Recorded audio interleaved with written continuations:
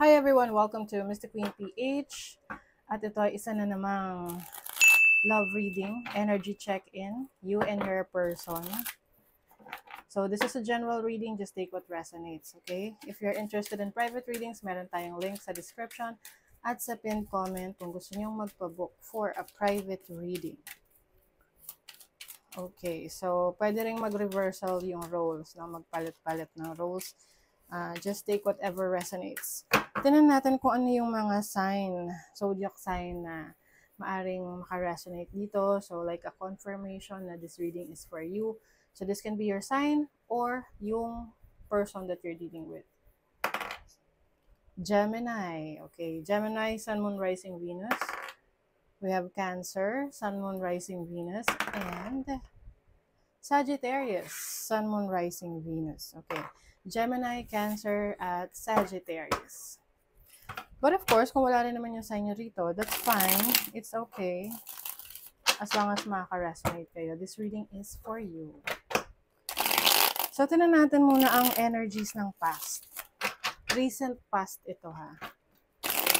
Yung mga nakaraang araw. Ano yung nangyari? Recent past for the collective. Energy check-in, love life, love reading. Ano yung recent past ng collective? Recent past energy ng collective. The Three of Cups. Okay. The Ten of Wands. And the Ten of Swords. Okay, some of you, maaring meron dito na na-involve sa isang third-party situation. Pwedeng hindi alam ng person na yon na nasa third-party siya. Or, wala siyang pakialam na nasa third-party situation siya. Kasi pwedeng yung the person that you're dealing with, meron ng pananagutan, no? Ayun, no, may bata rito. So, parang may burden na or meron ng responsibilities, obligation sa iba. And the Three of Cups is tatlong emotions ito, no? Na nasa isang situation. You have the Ten of Swords. So, maaring meron ditong nag-end na situation. Yung isa nagpapakatatag na everything's okay, pero deep within this person, siya ay durog. Oo, kumbaga wasak. Ewan ko napanood niya yung meme sa TikTok na may batang bumibili. Inutusan siyang bumili ng pamintang durog, pero ang pagkakaintindi niya is wasak. Sabi niya, pabili po ng pamintang wasak. So, ganon yung nasa-sense ko rito, energy from the past. Pwedeng may nag-end na third-party situation. Oo, because of so many responsibilities. Okay? So, let's see. Tingnan natin ang current energies. Ano yung energy ng person mo?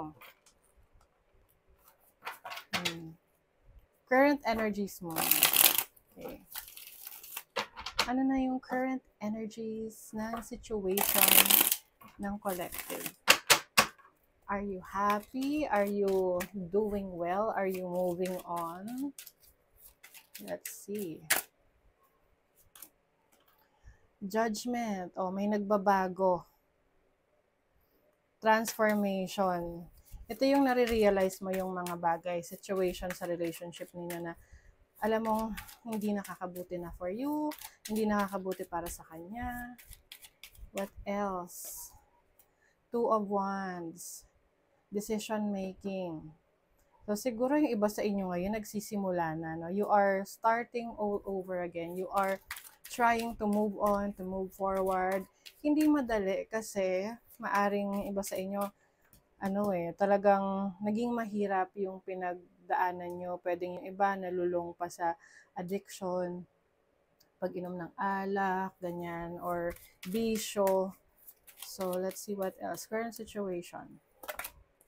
Ace of Pentacles, yes. Nagsisimula, no? You're starting to pick up the pieces again. So, maaring ikaw to or the person that you are dealing with. But definitely, meron ditong realization of the situation na kailangan na mag-move on. Kailangan ng may magbago. Oo. So, let's see the energy of your person. Ano yung energy ng person mo? Ano yung feelings ngayon ng person mo towards you? Ano yung energy, feelings ng person, ng collective para sa kanila? Ace of Wands. Oh, nagsisimula na siya. Meron siyang new beginnings. Starting a new life. Ace of Wands. Okay, Two of Wands and the Devil. Nako. I feel like itong person na to, sinusubukan niya talagang magsimula, mag-move on, mag-move forward. Kaya lang andun pa rin, no? Trap pa rin siya. Parang nagre-relapse. Oo. Yung tipong okay siya sa ngayon, tapos bigla maalala ka niya, maalala yung naging problema niyo, issue ninyo together. Ayun, bumabalik sa dati. You may be dealing with a Capricorn. Pwede yan yung person mo. What is the Devil?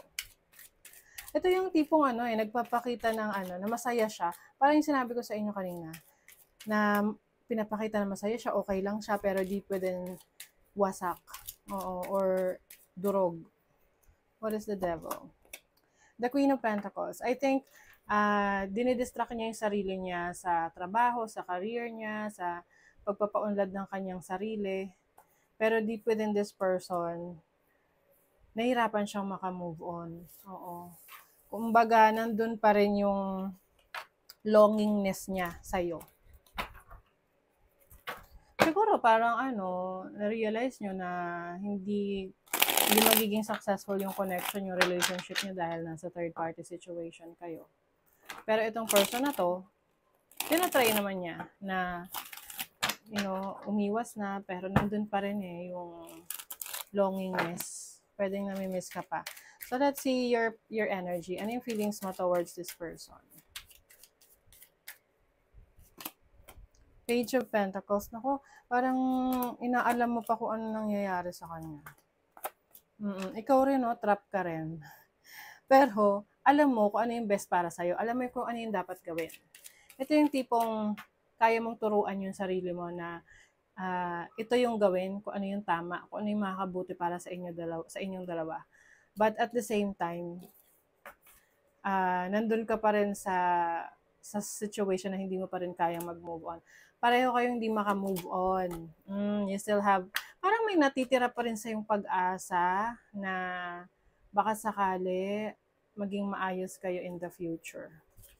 You still have feelings for this person. Pwede nga ini-stalk mo pa to, inaalam mo what's going on sa kanya.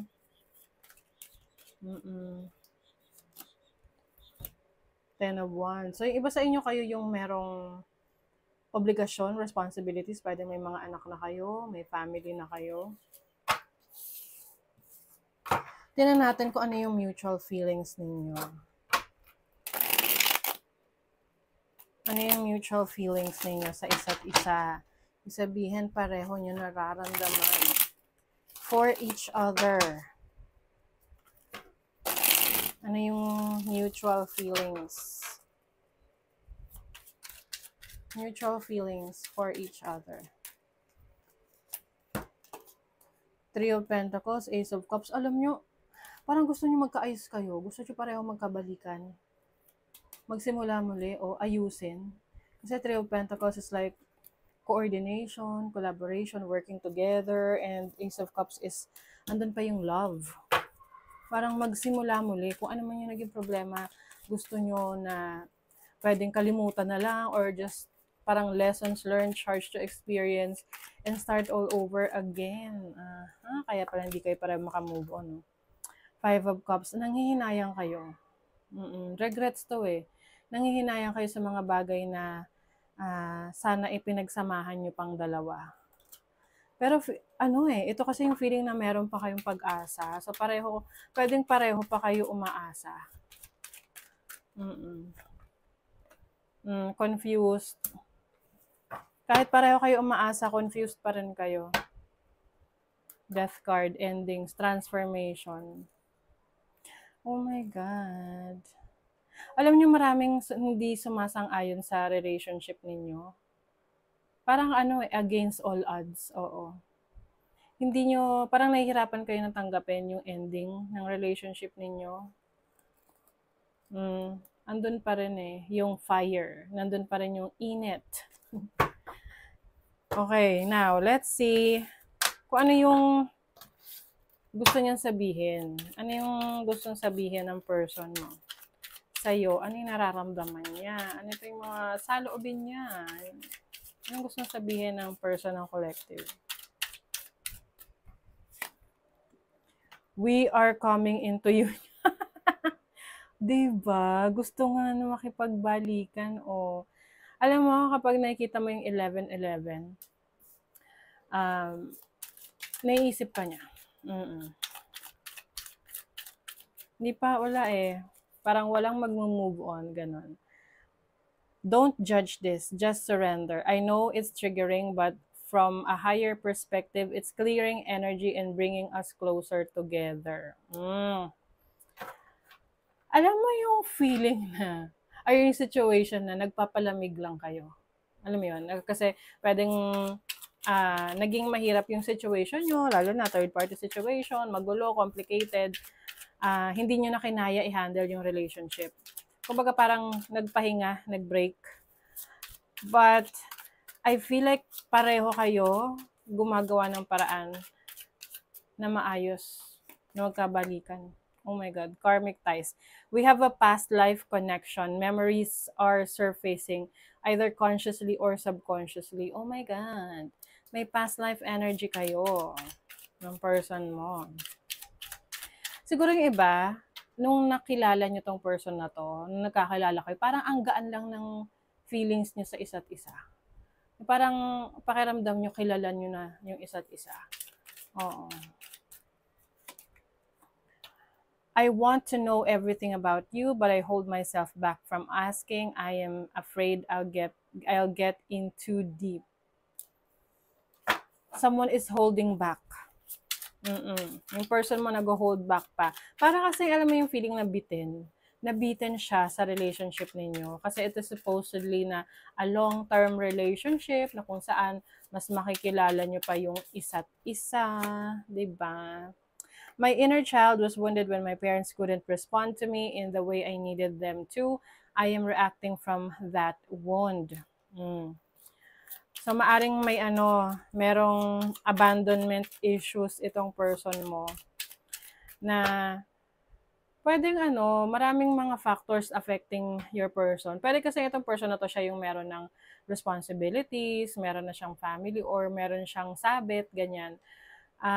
Tapos, yung hindi niya na-experience yung sense of care doon sa person na connected sa kanya. At sa yun niya lang yun naramdaman. Kaya parang, ang hirap para sa kanya na i-let go ka. When our conversations are lighthearted and playful, it eases the tension that is sometimes there when we talk. So I think, pagdating sa conversation, you're very close, no? Kumbaga parang pwede niyo pag-usapan anything and everything under the sun. So kung hindi lang kayo physically, sexually attracted sa isa't isa, but also yung mind ninyo, no? You have this certain chemistry na meron kayong certain level of connection na talagang hindi mo maipaliwanag, kaya sobrang lalim, no? Maari kasing meron nga kayong past life connection ng person na to. So, tingnan natin saan papunta to. Anong mangyayari? Anong mangyayari sa connection na to? Totally ending na ba? Or may pag-asa ba na magkaayos? King of Swords. 7 of Swords. Naku. Parang may mga taong against your relationship. Parang may nakagwardya. Yeah. So sa ngayon, anytime soon, medyo malabo. Okay? Merong blockage, no? There is someone that is parang preventing you guys for being together. Pwedeng yung other person. The Star. Alam nyo, if gusto nyo talaga yung panindigan, yung relationship ninyo, kaya nyo namang gawin But I think, hindi pa sa ngayon. Maaring in the future, it will be a difficult situation for you, pero kaya nyo sana. But for now, I'm seeing na merong, kumbaga hindi pa pumapabor sa inyo yung tadhana, kahit gusto nyong magkaayos kayo, magbalikan. Okay? So, kind of sad, but still, who knows, no? Ma-resolve yung mga issues, and in the end, kayo pa rin, di ba? So, that is your reading for the collective. Thank you so much, and goodbye.